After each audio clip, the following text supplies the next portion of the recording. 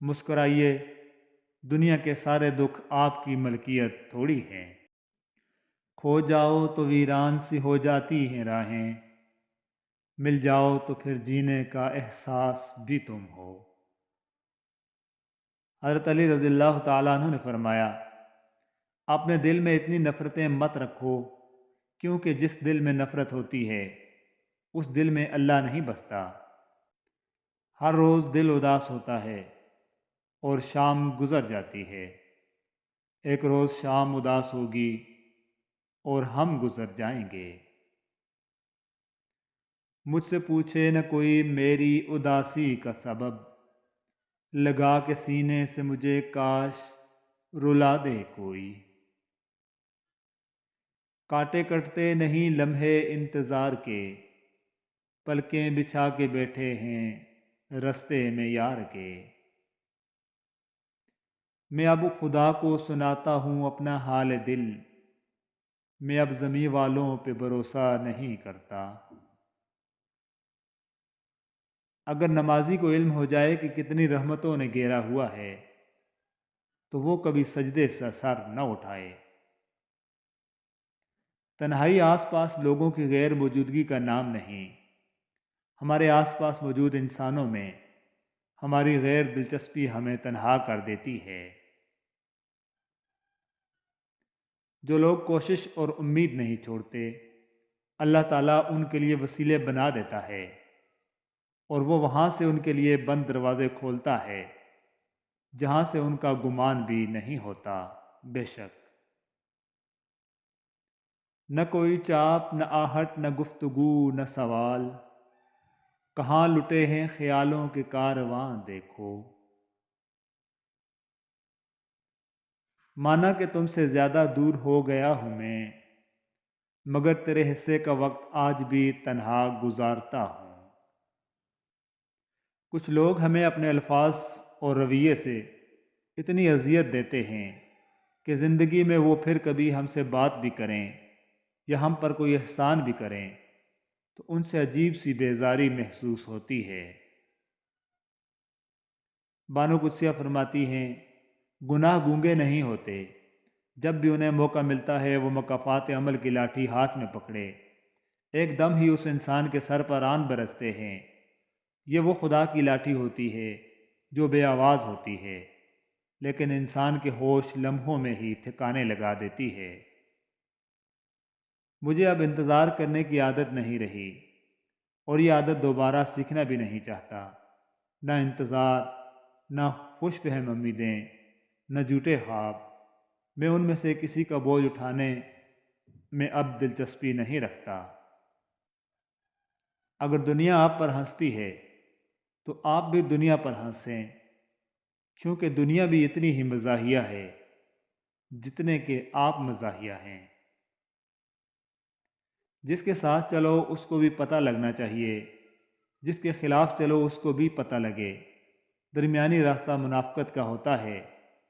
منافق کی عزت نہ دوستوں میں ہوتی ہے اور نہ ہی دشمنوں میں ہوتی ہے۔ اپنی بے عزتی کا جواب اتنی عزت سے دو کہ سامنے والا خود ہی شرمندہ ہو جائے۔ زندگی کے عین وسط میں موت آتی ہے اور ہمارا ناپ لے جاتی ہے۔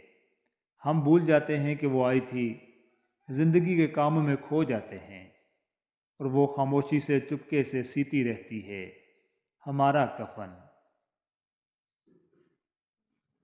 بیٹیوں کے لیے باپ کیا ہوتا ہے یہ صرف بیٹیاں ہی سمجھ سکتی ہیں، کیونکہ باپ اپنے ہاتھوں میں جلتے ہوئے انگارے دیکھ سکتا ہے لیکن اپنی بیٹی کی آنکھوں میں آنسو نہیں دیکھ سکتا۔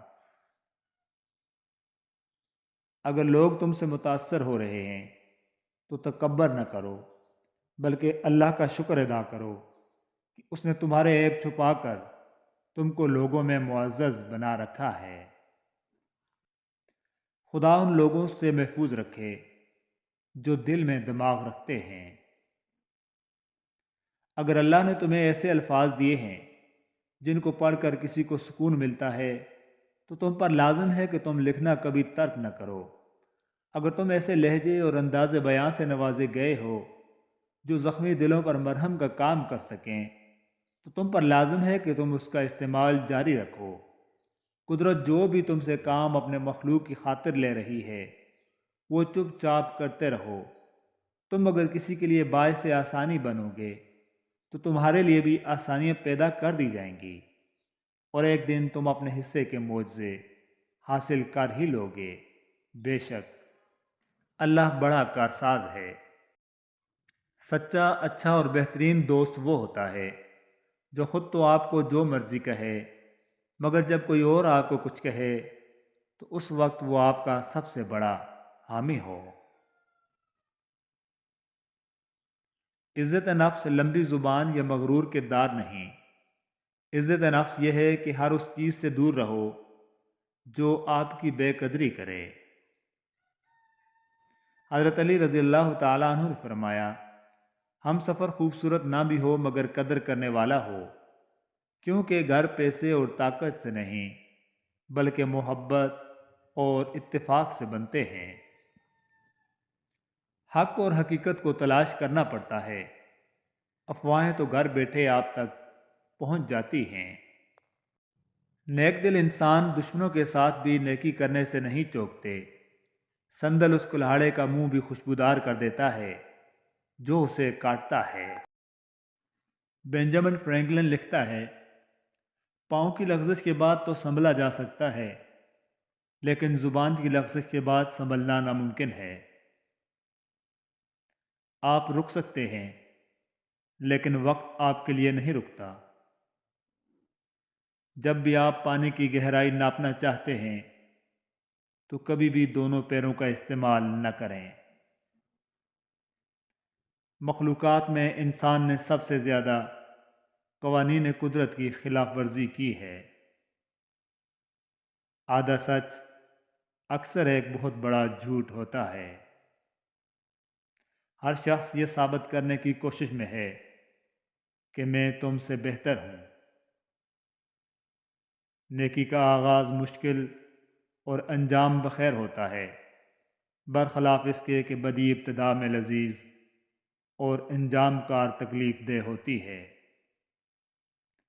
ہر کوئی شخص کامیاب ہونا چاہے تو اسے ایک خاص کام اختیار کرنا چاہیے اور اسی میں دل و جان سے لگے رہنا چاہیے۔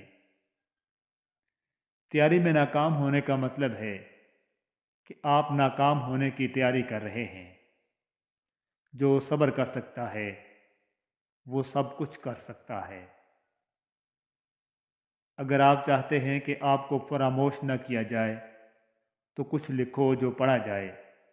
اگر یہ نہ کر سکو تو کوئی ایسا کام کرو جو لکھا جائے۔ جاہل ہونا شرم کی بات نہیں، سیکھنے کی کوشش نہ کرنا اصل بے شرمی ہے۔ قرضے سے دور رہیں، کیونکہ قرضہ آپ کو ذلیل کر سکتا ہے۔ میں نے تسلیم کیا کہ زندگی میں آگے بڑھنے کے لیے اپنی آمدنی کو کم خرچ کرنا بہت ضروری ہے۔